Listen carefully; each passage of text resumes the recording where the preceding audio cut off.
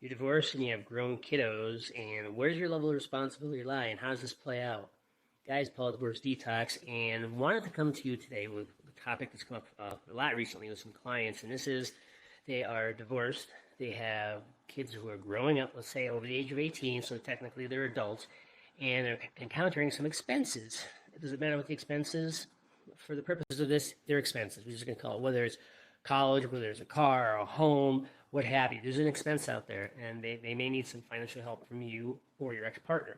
And one thing I encourage folks when you have these type of scenarios is hear what your kiddo or grown children have to say, what they present to you as far as what the quote need or the ask is, or hey, Dad, can I borrow X, Y, and Z for X, Y, and Z?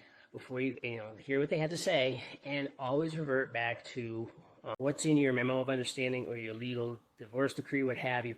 Always revert back to that just to make sure that you can see what was written down there. And for some people in their divorces, they're very specific and very detailed for scenarios like this. And so you may have things written down that are super specific, black and white, there's no question, it's straightforward. Other divorce decrees, memos of understanding might be a little bit more open language, more flexibility. And here's a situation where you're going through life, your adult, mature, grown kids coming back to you saying, hey, Dad, I need X, Y, and Z, and how are you going to respond to this when you have a more open window where it's not so set black, specific amounts, specific dates, specific causes, facilities, what have you. You may need to go to mediation. You may need to run it by your finance guy or your legal guy. And you may be saying to me, well, Paul, if we're amicable, can't we just work it out? True, you can just work it out that way as well. Just make sure you have it in writing in some form, whether it's a spreadsheet, you just make a note in it, or you add a page to your memo of understanding, what have you.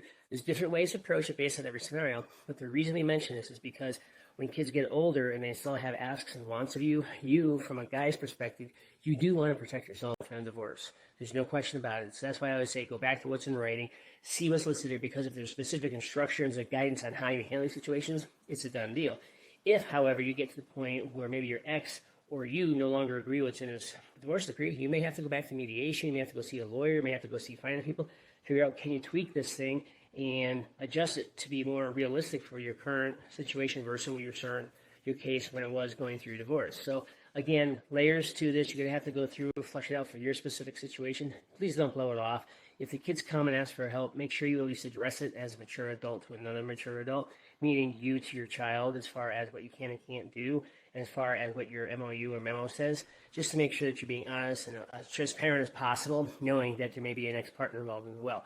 So some of these topics are a little more tricky, but we'll go through the best guidance we can. I hope this was helpful and look forward to seeing you next one. Thanks, guys.